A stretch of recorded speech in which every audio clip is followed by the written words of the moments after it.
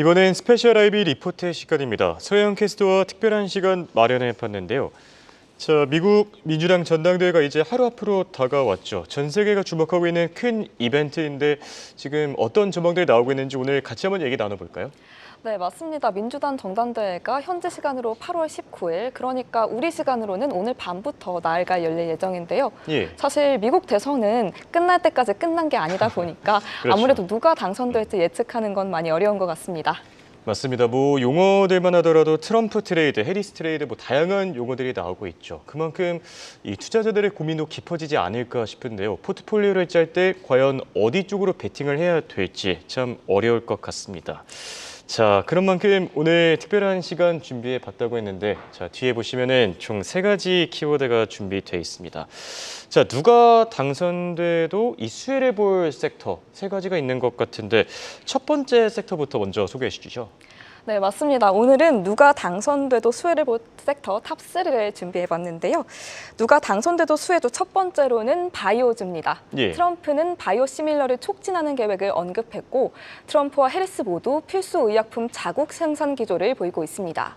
또 미국 정부는 국립보건원의 예산을 전년보다 25억 달러를 더 증액하며 바이오 헬스 분야의 투자를 지속하고 있고 월스트리트저널은 세계 바이오 시장 규모의 성장 전망과 함께 미국의 바이오 시장도 연평균 3에서 5%씩 더 커질 수 있다고 전망하기도 했습니다. 여기에 더해 금리 인하가 가시화되는 점도 바이오주에는 호재가 될 수 있을 텐데요.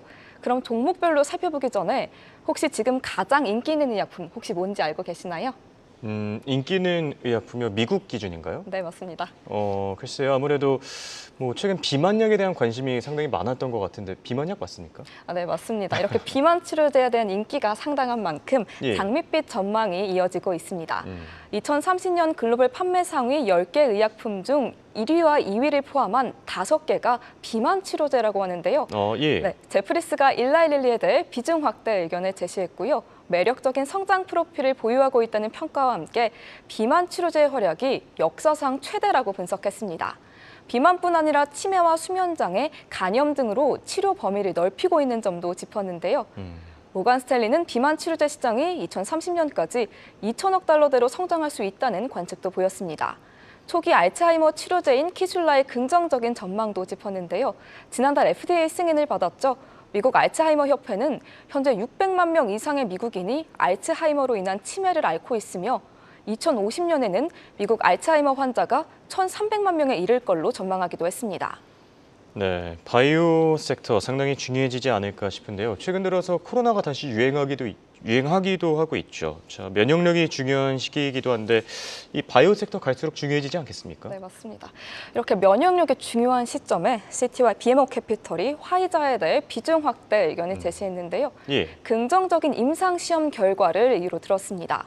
화이자의 RSV 백신, 다시 말해 호흡기 세포융합 바이러스 백신인 아브리스브가 18세 이상의 면역저하 고위험군 성인을 대상으로 한 후기 임상 연구에서 강력한 효과를 보였다는 건데요.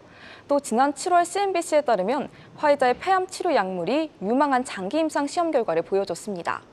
로브레너로 불리는 이 약물을 통해 약 5년간 환자들이 암 진행 없이 더 오래 살 수 있도록 도와줬다고 설명했고요.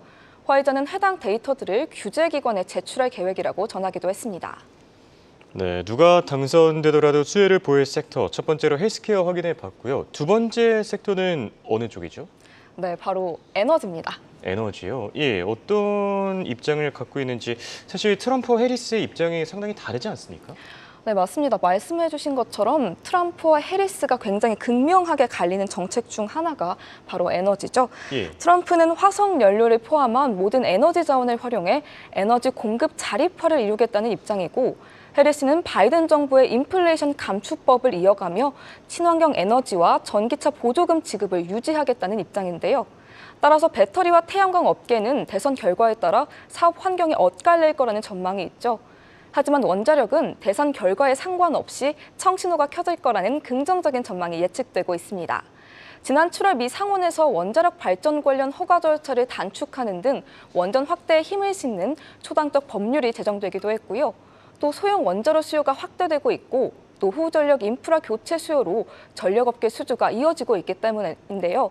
그럼 누가 당선돼도 수혜를 볼 두 번째 섹터로 원자력 관련주 짚어보겠습니다. 월가에서는 대선 이후에도 원전 강화 기조는 유지될 전망이며 원전주 성장 전략이 구체화되고 있다고 평가했는데요. 예. 모건 스탠리가 원전 부품 공급업체인 커티스 라이트에 대해 매수 의견을 유지했습니다. 금요일장 종가는 301달러 선인데 목표가로 334달러를 제시했고요. 모건 스탠리는 예전에는 원전 부활이 현실이 될 수 있는 징후들을 보이지 않았지만 지금은 보인다고 분석했습니다. 미국 내 원자력 발전소의 현대화 시장 규모가 2050년까지 70억 달러에 이를 걸로 예상했고요. 예. 또 원자력 에너지가 AI 데이터 센터 수요 급증이라는 호재도 함께 맞이했다고 평가했습니다. 스티펠과 베어드도 같은 의견을 보였는데요. 한편 커티스 라이트는 이번 2분기 실적 또한 매출과 EPS 모두 예상을 10% 넘게 상회했고요.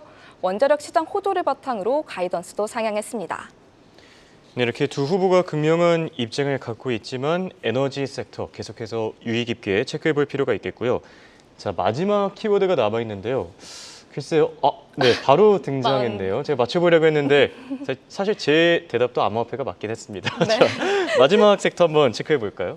네, 마지막으로 암호화폐 관련주입니다. 예. 미 대선 이슈로 과거 규제장으로 인한 비관론이 상당히 사라졌기 때문에 기관 투자자들의 관심이 증가할 거라는 의견이 있었는데요.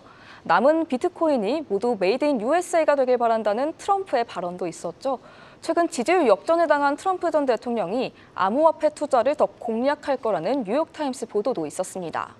현재 해리스는 암호화폐에 관한 명확한 입장을 보이고 있진 않은데요. 트럼프보다는 덜해도 바이든 정부와의 차별성을 위해 보다 유연한 기조를 보일 수 있다는 코인시어즈의 보고서가 있었고요. 민주당이 반암호화폐 인식을 바꾸고 싶어 한다는 전망도 나오고 있습니다. 이런 가운데 골드만삭스가 마이크로스트래티지에 대해 긍정적인 투자 의견을 보였는데요. 계속해서 비트코인 보유량을 늘리고 있는 점을 이유로 들었습니다. 단기 전략이 아닌 비트코인에 대한 경영진의 믿음을 보여준다고 평가하며 연말까지 비트코인의 가격 전망을 상향 조정하기도 했습니다. 또 일삼F 공시에 따르면 골드만삭스는 4억 달러 상당의 비트코인 ETF 보유를 공시하기도 했는데요. 비트코인과 암호화폐 관련주가 저평가되어 있다는 의견입니다. 네, 이렇게 오늘은 미국 대선 수혜 섹터에 대해 알아봤습니다. 지금까지 스페셜 IB 리포트였습니다.